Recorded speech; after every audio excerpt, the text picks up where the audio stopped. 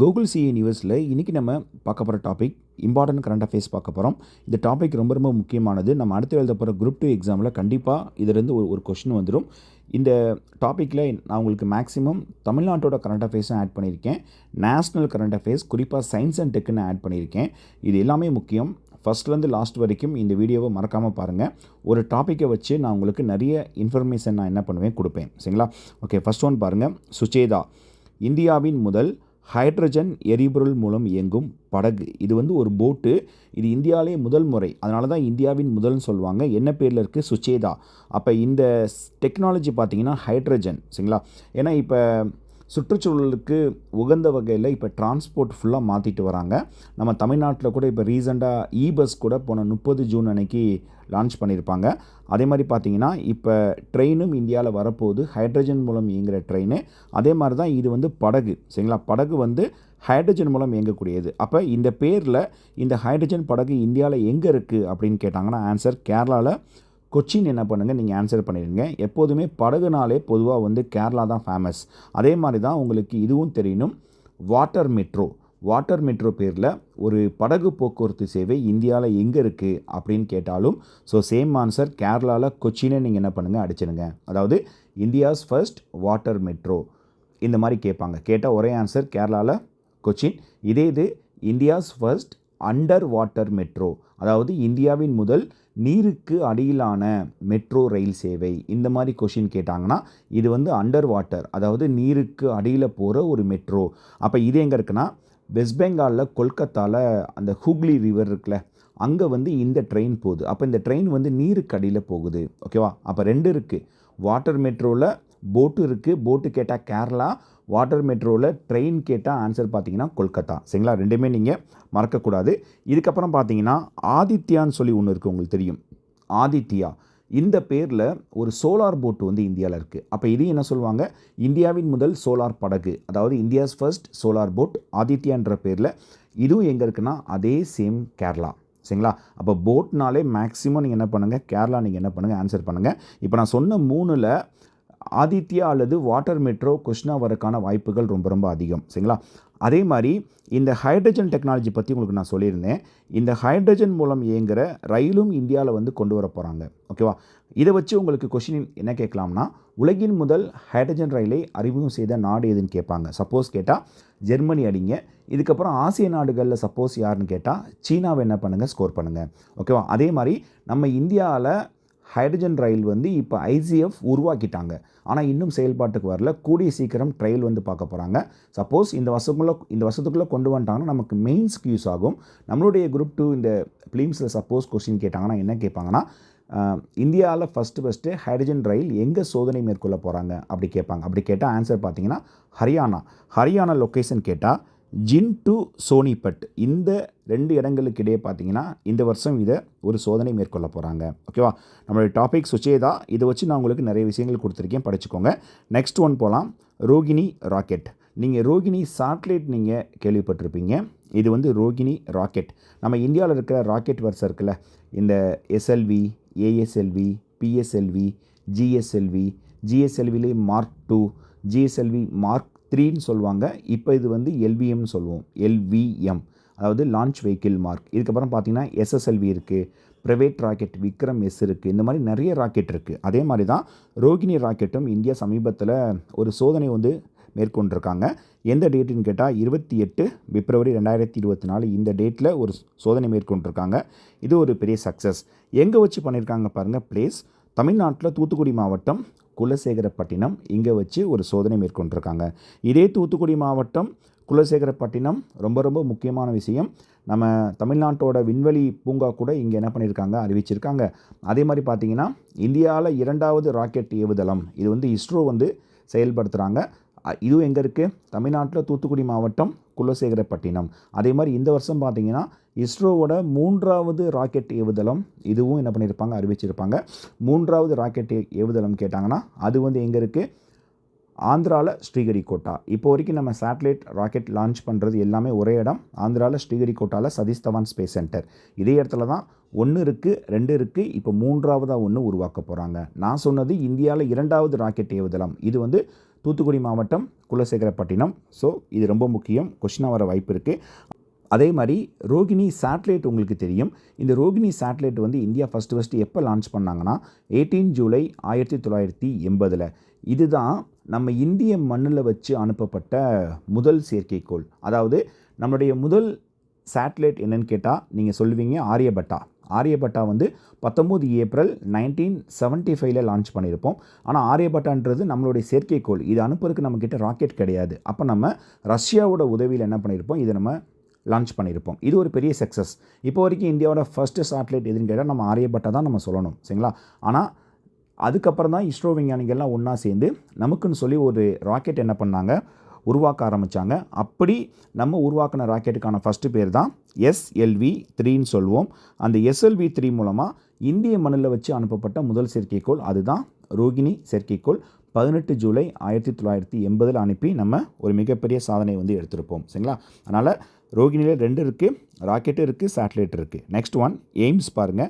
எய்ம்ஸ்னால் இதோடைய full form All India Institute of Medical Science. AIIMS வந்து இந்தியாவில் நிறைய இடங்கள்ல இருக்குது. ஃபார் எக்ஸாம்பிள் இந்தியாவிலே வந்த ஃபஸ்ட்டு எய்ம்ஸ் எதுன்னு கேட்டால் டெல்லி எய்ம்ஸ் அடிச்சிடுங்க. இந்தியாவில் வந்த ஃபஸ்ட்டு க்ரீன் எய்ம்ஸ் எதுன்னு கேட்டாங்கன்னா பிலாஸ்பூர் எங்கே இருக்குன்னா ஹிமாச்சலில் இருக்குது. அதாவது ஒரு பசுமை சூழ்ந்த எய்ம்ஸு. அதே மாதிரி எய்ம்ஸ் வந்து இப்போ மதுரை என்ன பண்ணுறோம், கட்டிட்டு வராங்களா, அந்த எய்ம்ஸ் எப்படி வந்துச்சு? ஃபார் எக்ஸாம்பிள் நம்ம தமிழ்நாட்டுக்கு எய்ம்ஸ் ஃபஸ்ட்டு அறிவித்தது 2015 பிப்ரவரி 28. அதாவது நேஷ்னல் பட்ஜெட்டில் என்ன பண்ணியிருப்பாங்க, இந்த எய்ம்ஸ் வந்து அறிவிச்சிருப்பாங்க. தமிழ்நாடு மட்டும் இல்லை, ஜம்மு காஷ்மீர், ஹிமாச்சல், பஞ்சாப், அசாம், தமிழ்நாடு உள்ளிட்ட 5 மாநிலங்கள் என்ன பண்ணியிருப்பாங்க, அறிவிச்சிருப்பாங்க. அதுக்கப்புறம் 2015 அறிவித்ததுக்கப்புறம் தான் தமிழ்நாட்டில் எய்ம்ஸ் எங்கே வரப்போகுதுன்றதை 2018 ஜூன் மாதம் சொல்லியிருப்பாங்க. தமிழ்நாட்டில் மதுரையில் தோப்பூர், சரிங்களா? தமிழ்நாட்டில் எய்ம்ஸ் எங்கேன்னு கேட்டால் ஒரே ஆன்சர் தோப்பூர், ஓகேவா? இதுக்கப்புறம் பிரதமர் மோடி அவர்கள் வந்து என்ன பண்ணியிருப்பார், எய்ம்ஸுக்கு அடிக்கல் நாட்டியிருப்பார். 27 ஜனவரி 2019 இந்த வருஷம் என்ன பண்ணியிருப்பார், பிரதமர் மோடி அவர்கள் இதற்கு அடிக்கல் நாட்டியிருப்பார். அடிக்கல் நாட்டியும் பில்டிங் கட்டாமலே இருந்தாங்க. என்ன ரீசன்னா, ஜப்பான் நாடு அந்த ஜைக்கான்னு சொல்லுவாங்க, இவங்க வந்து லோன் கொடுக்க லேட் ஆயிடுச்சு, அதனால தான் இன்னும் கட்டுமான பணிகளை ஸ்டார்ட் பண்ணலை, இந்த மாதிரிலாம் என்ன பண்ணாங்க சொல்லிட்டு இருந்தாங்க. இதுக்கப்புறம் ஃபைனலாக இப்போ இந்த பில்டிங் வந்து கட்ட ஆரம்பித்தாச்சு. ஸோ 5 மார்ச் 2024 இந்த நாளில் பார்த்தீங்கன்னா தமிழ்நாட்டில் மதுரையில் தோப்பூரில் எய்ம்ஸ்க்கான கட்டுமான பணிகள் இந்த நாளை ஸ்டார்ட் பண்ணி இப்போ முழு வேகமாக இதை வந்து என்ன பண்ணுறாங்க, செயல்படுத்திட்டு வராங்க, ஓகேவா? ஸோ அதனால் எய்ம்ஸை வச்சு கொஷின் கேட்கலாம். கேட்டால் மேக்ஸிமம் மதுரை தான் கேட்பாங்க. கேட்டாங்கன்னா இந்த இப்போ நான் கொடுத்த அப்டேட்டே போதுமானது, நீங்கள் அடிச்சிடலாம். Next one Aditya L1. நம்ம அப்போதை பார்த்தது வெறும் ஆதித்யா, அது வந்து சோலார் போட். இப்போ நம்ம பார்க்க போகிறது ஆதித்யா L1, இந்தியாவின் முதல் சூரிய ஆய்வு திட்டம். அதாவது சூரியனை ஆராய்ச்சி பண்ணுறதுக்காக இந்தியா அனுப்பின முதல் திட்டம் தான் ஆதித்யா L1. சூரியனோட அவுட்டர் இருக்குல்ல, புறவெளி பகுதிகள், இதை வந்து ஆராய்ச்சி பண்ணுறதுக்காக நம்ம என்ன பண்ணியிருப்போம், அனுப்பியிருப்போம். ஏன்னா ஆதித்யா L1 உருவாக்கினப்ப டிஎன்பிஎஸ்சியில் கொஷின் கேட்டாங்க. இதை லான்ச் பண்ணக்கப்புறம் பார்த்தீங்கன்னா கொஷின் மேக்ஸிமம் வரல, இந்த குரூப் 2ல் வரக்கான வாய்ப்பு இருக்குது. அப்போ L1 எப்போ அனுப்புகிறாங்க, 2 செப்டம்பர் 2023 இந்த நாளில் அனுப்புகிறாங்க. இது லான்ச் பண்ணக்கப்புறம் அந்த ஆதித்யான்றது L1 புள்ளியை எப்போ ரீச் ஆச்சுன்னா 6 ஜனவரி 2024 இந்த டேட்டில் வந்து ரீச் ஆகிருக்கும். அப்போ ஆதித்யா L1 எந்த ராக்கெட் மூலமாக அனுப்புனாங்கன்னா, ஸோ PSLV XLC-57 மூலமாக நம்ம என்ன பண்ணியிருப்போம், இதை வந்து அனுப்பியிருப்போம், சரிங்களா? அப்போ ஆதித்யா L1 இதோடைய திட்ட இயக்குனர் யாருன்னு சொல்லி சப்போஸ் கேட்டால் நிகர் ஷாஜி, இவங்கள மறக்கக்கூடாது. அதே மாதிரி சமீபத்தில் கூட பார்த்தீங்கன்னா நம்ம இந்தியாவோட ராக்கெட் PSLV C-59 இதன் மூலமாக 5 டிசம்பர் 2024 இந்த டேட்டில் இந்த ப்ரோபா 3ன்னு சொல்லுவாங்க, PROBA ப்ரோபா 3 இந்த சேட்டலைட் வந்து நம்ம அனுப்பி ஒரு மிகப்பெரிய சாதனை படைச்சிருப்போம். இது யாருக்குரியதுன்னா ESA, அதாவது யூரோப்பியன் ஸ்பேஸ் ஏஜென்சி. அப்போ இந்த நாட்டோட ப்ரோபா 3 இதுவும் பார்த்தீங்கன்னா சூரியனோட அவுட்டரை வந்து ரிசர்ச் பண்ணுறதுக்காக அனுப்பப்பட்டது. இன்னொரு ரீசன் பார்த்தீங்கன்னா, ஒரு தேவைக்காக ஒரு நாடு 2 செயற்கைக்கோள் வந்து ஒரே நேரத்தில் அனுப்பியிருக்காங்கன்னா அது இந்த யூரோப்பியன் ஸ்பேஸ் ஏஜென்சி சூரியனோட அவுட்டரை ரிசர்ச் பண்ணுறதுக்காக என்ன பேர் கேட்டாங்கன்னா ப்ரோபா 3 மறக்கக்கூடாது. அதே மாதிரி அமெரிக்காவோட பார்க்கர் சோலார் பிராப் இதுவும் முக்கியமானது. இதுவும் சூரியனை வந்து இப்போ வரைக்கும் ஆராய்ச்சி பண்ணிகிட்ருக்கு. இது போன 2018 என்ன பண்ணியிருப்பாங்க, அனுப்பியிருப்பாங்க. நெக்ஸ்ட் ஒன் போகலாம், ஜல்ஜீவன். ஜல்ஜீவன் ரொம்ப முக்கியமான ஸ்கீம். மத்திய அரசோட திட்டங்களில் ஜல்ஜீவன் ரொம்ப முக்கியமானது. இதை பொதுவாக ஹர்கர் ஜல்னு சொல்லுவோம், ஹர்கர் ஜல். அப்போ ஜல்ஜீவன் ஸ்கீம் பற்றி ஃபஸ்ட்டு அறிவிப்பு வெளியிட்டது எப்போன்னு கேட்டால் 5 ஜூலை 2019. இதுதான் இன்றைக்கி இந்தியாவில் நிதியமைச்சராக இருக்காங்களா நிர்மலா சீதாராமன் அவர்கள், இவங்களுடைய முதல் பட்ஜெட்டே இதுதான். 5 ஜூலை 2019 பண்ணியிருப்பாங்க. அப்போ ஜல்ஜீவன மீனிங் என்னது? நாட்டு மக்களுக்கு குழாய் மூலம் குடிநீர் வழங்கும் திட்டம். குறிப்பாக கிராமப்புற மக்கள் வந்து மெயினாக சொல்கிறாங்க. ஓகேவா? அப்போ இந்த நாளில் நிதியமைச்சர் அறிவித்து இந்த ஸ்கீமை எப்போ ஸ்டார்ட் பண்ணாங்கன்னா பண்ணியிருப்பாங்க. ஜல்ஜீவன் ஸ்கீம் இப்போ ரொம்ப குயிக்காக இந்தியா ஃபுல்லாக செயல்படுத்திட்டு வராங்க. மினிஸ்ட்ரி வைஸ் யார் இது வந்து முழு பொறுப்புனா மினிஸ்ட்ரி ஆஃப் ஜல் சக்தின்னு சொல்லுவாங்க. ஜல் சக்தி இது வந்து மினிஸ்ட்ரி. அப்போ இவங்க மூலமாக செயல்படுத்துகிற ஸ்கீமோட பேர் தான் ஜல் ஜீவன். இந்த ஸ்கீமோட டார்கெட் வந்து போன வருஷம் இதோட பார்த்திங்கன்னா முடிஞ்சு 2024. ஆனால் இப்போ டார்கெட் வந்து எக்ஸ்டெண்ட் பண்ணிட்டாங்க. 2028 வரைக்கும் டார்கெட் வந்து எக்ஸ்டெண்ட் பண்ணிட்டாங்க. அப்போ ஜல்ஜீவனோட டார்கெட் கேட்டால் 2028. அதே மாதிரி ஹர்கர் ஜல் இருக்குல்ல, இது கேட்டால் ஜல்ஜீவன். இது ஹர்கர் திரங்கா இந்த வார்த்தை சொன்னால் நம்ம நாடு சுதந்திரம் அடைஞ்சு 75 ஆண்டுகளை முன்னிட்டு என்ன பண்ணியிருப்பாங்க, பிரதமர் மோடி அவர்கள் ஒவ்வொரு வீட்லேயும் தேசிய கொடி ஏற்ற சொல்வார். அந்த ஸ்கீமோட பேர் கேட்டால் ஹர்கர் திரங்கான்னு சொல்லுவாங்க. இது திரங்கா பாயிண்ட் அப்படின்னா இது என்னென்னா நம்ம சந்திராயன் 2 இருக்குல்ல, சந்திராயன் 2 சவுத் போலில் வந்து இறங்கியிருக்கும்ல, அதாவது நிலவில் தென் துருவம் 6 செப்டம்பர் 2019. ஆனால் இது வந்து ஃபெயிலியர். உங்களுக்கு தெரியும், அந்த நிலவில் தென் துருவத்தில் சந்திராயன் 2 இறங்கின இடத்துக்கான பேர் தான் திரங்கா பாயிண்ட். அப்போ இதிலே நான் உங்களுக்கு 3 விஷயங்கள் சொல்லியிருக்கேன். இந்த 3மே இம்பார்ட்டன்ட். நெக்ஸ்ட் ஒன் பாருங்கள், காந்தி சாகர் வனவிலங்கு சரணாலயம். இது எங்கே இருக்குதுன்னு மேக்ஸிமம் கேட்பாங்க. கேட்டால் ஒரே ஆன்சர் மத்திய பிரதேஷ். மறக்காமல் அடிச்சிருங்க. நம்ம இந்தியாவில் வந்து அந்த சீட்டான்னு சொல்லுவாங்கள்ல, சிவிங்கி புலிகள், இது நம்மக்கிட்ட கிடையாது. ஆனால் இப்போ வெவ்வேறு நாடுகள்லேருந்து சீட்டா வந்து நம்ம நாட்டுக்கு கொண்டு வந்திருக்கோம். அப்போ இப்போ வரைக்கும் இந்தியாவில் ஒரே ஒரு ஃபாரஸ்ட்டில் தான் சீட்டா இருக்குது. இப்போ மீண்டும் இன்னொரு இடத்துல கொண்டு வரக்காண்டி ஒரு இடம் வந்து தேர்வு பண்ணியிருக்காங்க.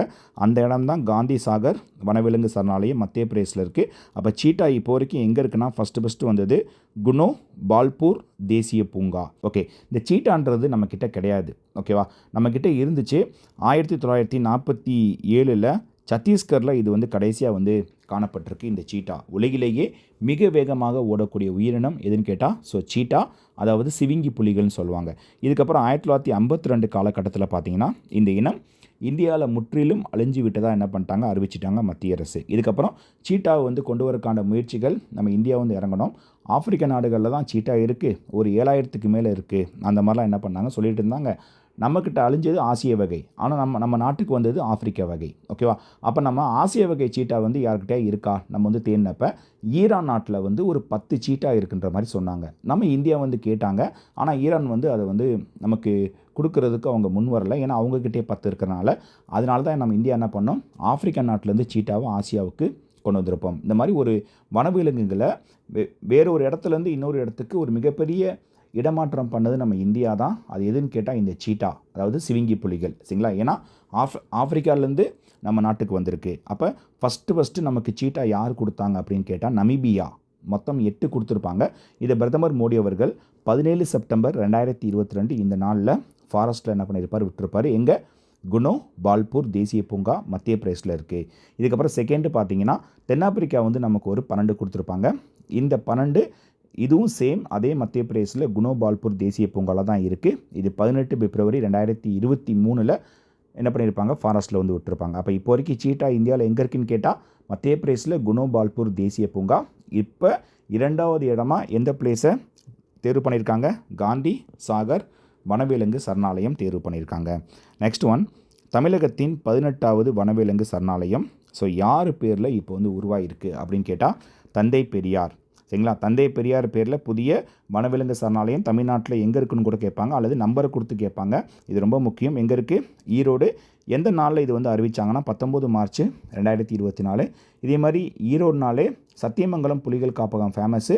அதே மாதிரி வெள்ளோடு பறவைகள் சரணாலயம் ஃபேமஸ்ஸு. இப்போ லேட்டஸ்ட்டாக இந்த ஏலத்தூர் ஏரி தமிழ்நாட்டோட 3வது பல்லுயிர் பாரம்பரிய தலமாக போன செப்டம்பரில் என்ன பண்ணியிருப்பாங்க, அறிவிச்சிருப்பாங்க.